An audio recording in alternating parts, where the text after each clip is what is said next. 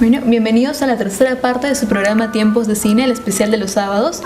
Este programa está dedicado en especial al cinema noir, conocido también como cine negro. Y hoy nos encontramos con Gerardo Caylloma, docente universitario con especialidad en lingüista. Él también es presidente de la Alianza Francesa, miembro del Consejo Consultivo del Festival de Cine de Trujillo y además es cinéfilo empedernido.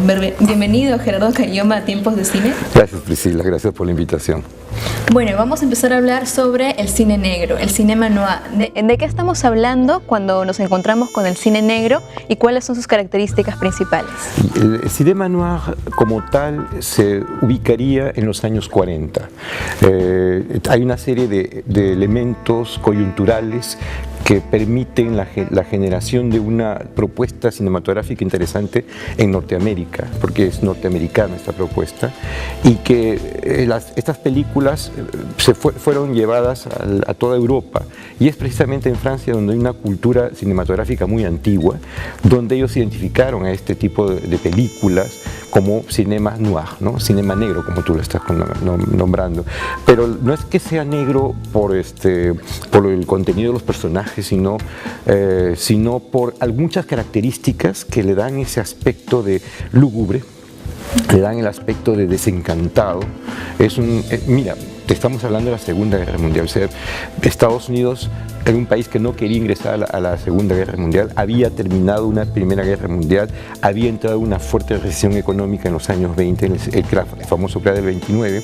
Entonces un país que estaba en recuperación y de pronto se encuentra con que otra vez están en vientos de guerra y ya habían pagado una cuota bastante alta durante la Primera Guerra Mundial y no querían ingresar. Pero por eso mismo hay una suerte de, y eso es así, el arte es una forma de interpretación de la realidad y se va conociendo a través de estas manifestaciones lo que es el sentimiento de un pueblo como el norteamericano en ese entonces tenía frente a su sociedad, a sus momentos, a su vivencia, ¿no? Las películas están marcadas por un tinte demasiado bastante sombrío, como un desencanto. No nos olvidemos que Norteamérica después de la Segunda Guerra Mundial va a ser la potencia más grande del mundo, pero también va a ser una sociedad que ha crecido con grandes golpes que se han generado a lo largo de sus primeros años del siglo XX. Estamos hablando del mundo del AMPA, por ejemplo, la famosa mafia y una serie de movimientos que han creado una suerte de esquizofrenia social, ¿no? De pronto, Estados Unidos es rico, la gente puede ser rica, pero hay el dilema de cómo ser rico. Entonces, y por eso el cinema negro, en cierta manera, en su primera etapa, habla de aquellos personajes que son ricos de una manera ilícita, pero que triunfan.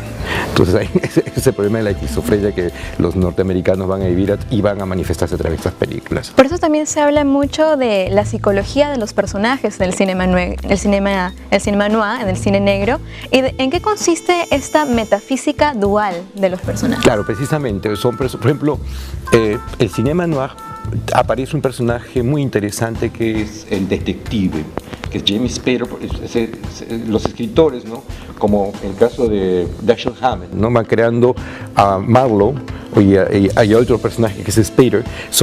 Si comparamos, por ejemplo, los detectives de Agatha Christie, mira, que son, por ejemplo, Hercule Poirot, con el detective que es por Spader, vendría a representar un poco un personaje que, aunque toca lo negativo, el lado oscuro de la vida humana, o sea, la violencia, todas esas cosas, no termina empapándose como le pasa a los detectives, que sí son personajes principales de las novelas que escriben Dashiell Hammett, James Cain. Ellos son detectives que también están al borde de pasarse a ser delincuentes también. Entonces esa es esa dualidad. Representan la ley, pero están fuera de la ley en muchos momentos. Y ese es el problema del cinema noir, que crea esa ambigüedad, que es lo que, en cierta manera, los norteamericanos ven en esos personajes lo que está pasando con su sociedad, ¿no? O sea, la sociedad es poderosa, la sociedad es rica, ha logrado salir triunfante de una segunda guerra mundial, va el término, pero de pronto se encuentra con que los cimientos de la sociedad norteamericana están basadas en el crimen. Entonces, esa dualidad es lo que en cierta manera se transmite en el cinema noir. Claro, estamos hablando de una sociedad, una época donde estaba la recesión, estaba también la ley seca, el código Hays. Cuéntanos del código Hays, ¿cómo interviene este código Hays en la realización de películas de cine negro? Deberíamos hablar de 4 etapas del cinema noir, porque la primera etapa estaba identificada con el cine del gángster. Entonces el gángster se vuelve una suerte de héroe. Entonces ese es el problema, ¿no? El cine, sin querer, y también un poco por la mecánica de la industria, porque no nos olvidemos que Hollywood, a diferencia del cine europeo, es una máquina de producir cosas que le dan rentabilidad, le generan ingresos y son un éxito económico. Entonces se dieron cuenta que había una vena de éxito que era el cine de gángster. Entonces películas que eran encarnadas por dos personajes que incluso fueron estereotipados como gángster, como James Cagney o Edward Robinson, ¿no? Ellos ya se les veía y eran gángster, y era el prototipo de gángster, y de pronto se convirtieron en héroes. Entonces ese es un héroe antihéroe, ¿no? Como si cabe el término, ¿no?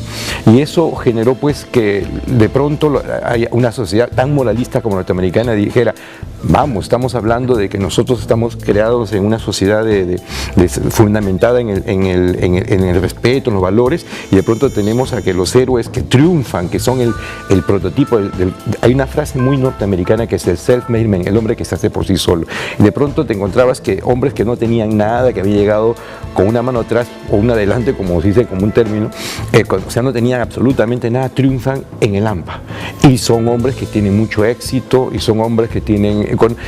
Es un dilema que hasta el día de hoy tenemos, ¿no? Y que seguirá existiendo mientras el hombre exista, ¿no? Porque en general tú dices, quiero tener éxito, pero a veces mira el narcotráfico. Entonces un poco ahí lo vemos en el mundo de la prohibición. Entonces te prohíben, y ¿qué hace Al Capone? ¿Qué hace todas esas bandas que comienzan a tener éxito en Chicago? Ellas precisamente tienen éxito porque hacen negocios ilícitos y ganan mucho dinero, ¿no? Entonces eso se ve un poco ensalzado, y el código Hays un poco comenzó a prohibir eso. Por ejemplo, el código Hays terminó en cierta manera obligando a que las películas siempre tenían que tener un happy end, tenía que tener un final feliz, y tenía que tener siempre que el bien triunfaba sobre el mal. Y ese es un problema, un dilema grande que se aparece en la segunda parte, ya en el cinema noir, porque tenemos un detective que está pisando, bordeando, es un delincuente más, se comporta como tal, pero es la ley. Entonces hay una situación tan ambigua con eso, no sabe cómo tratar, e incluso la censura no sabe cómo enfrentarse a ese tipo de películas. Claro, conflicto entre legalidad y moralidad, ¿no? Que no siempre coinciden. Esto era lo que nos mostraba estas películas. Y también me gustaría que nos cuente sobre la influencia del expresionismo centroeuropeo. Los realizadores que emigraron a Estados Unidos, migraron a Hollywood y trajeron consigo toda una estética distinta, ¿no? En los claros oscuros, etc. Incluso aunque uno emigró y murió bastante joven, que era Murnau, que para mí es uno de los más grandes genios del cine expresionista alemán, pero también hubo 2 grandes, ¿no? Joseph von Sternberg y el otro que hizo grandes obras, Furia, por ejemplo, de Fritz Lang.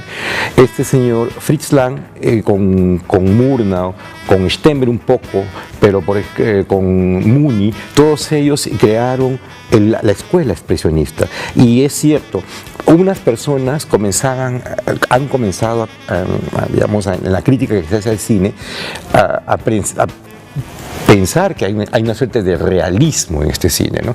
Hay una suerte de realismo porque está mostrando la realidad cruda que vive los Estados Unidos. O sea, el AMPA corrompe a la gente, ¿no? Ves a muchos jóvenes y que de pronto encuentran en el AMPA una forma de vida, como por ejemplo Ángeles de Cara Sucia. Entonces, ahí hay una suerte de juego. Por eso la ambigüedad es una cosa que sirve mucho para este tipo de recursos, y se acentúan precisamente, como tú bien lo has dicho, con el trabajo fotográfico, el trabajo de las escenas oscuras, los claustros, digamos, lugares encerrados, ¿no?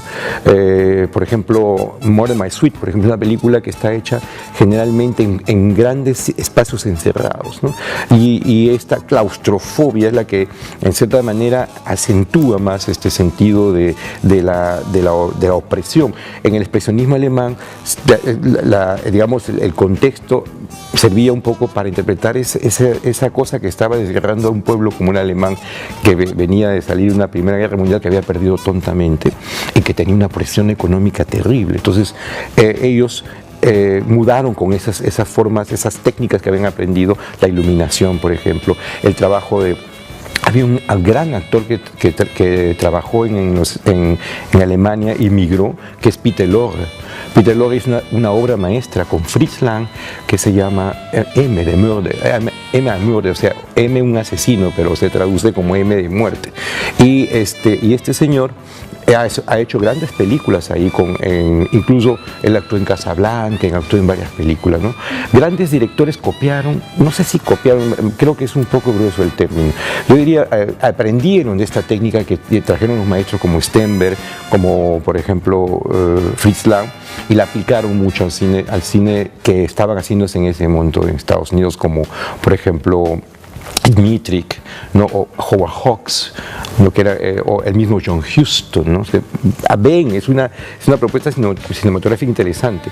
Incluso la construcción de los tiempos, las narraciones temporales que ofrece el cine expresionista también. Si nos remontamos a una película como, por ejemplo, El gabinete del señor Caligari, que es un flashback, igualito, las técnicas que se emplean, por ejemplo, en More My Sweet, es todo un flashback. Todo es un detective de Marlowe que lo rescatan de un laberinto, y lo que hace él es narrar todo lo que le había pasado. Y es un inmenso flashback. Es una técnica que se emplea mucho también para reconstruir situaciones que te tocan frente, o sea, las ves y no las entiendes, y necesitas un recurso para poder entender por qué ha pasado eso, por qué sucedió eso. Justo a eso iba también. El cine negro en su desarrollo también implica la adopción de un punto de vista, ¿no? Y este punto de vista es justamente con los flashbacks, ¿no? Es un recurso que nos sirve para no solamente ver el desarrollo de los personajes, sino también otra manera de contar las historias. Nos rompe con esa manera tradicional que tenía Hollywood de contar las historias de manera cronológica. Ahora ya, para cerrar esta entrevista, me gustaría que nos recomiende los representantes del cine negro y algunos ejemplares de vista obligatoria. Claro. Bueno, la selección que están haciendo está bastante buena. Yo incluiría ahí, por ejemplo, una película que me parece extraordinaria, que es de Otto Preminger, Laura. Laura es una película que yo, cuando la vi, es una película que te das cuenta qué capacidad puedes tú crear en una narración solamente con elipsis, ¿no? Entonces de pronto te das cuenta que va faltando algo, entonces tú como persona que está viendo la película necesitas reconstruir, y es la necesidad, un buen recurso que este Otto Preminger ha desarrollado, porque tiene otras películas que son buenas, como por ejemplo Anatomía de un asesinato, ¿no? También ese mismo recurso te crea elipsis y tú vas, la necesidad de tener que llenar esos vacíos, ¿no?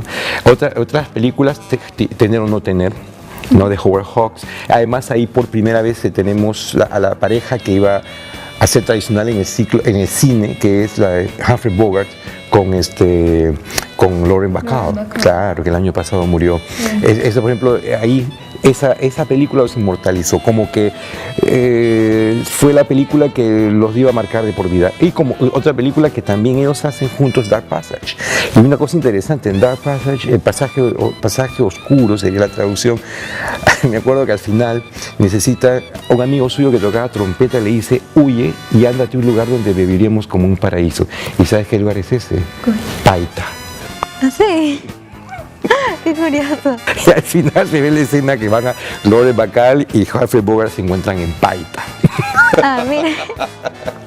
Bueno, le agradezco mucho por venir a Tiempos de Cine. Ya también lo vamos a invitar para próximas oportunidades. Gracias. Los invito, por favor, a no desprenderse del programa, que en el próximo bloque proyectaremos un cortometraje de Roman Polanski que se llama La Lámpara, un cortometraje del año 1959.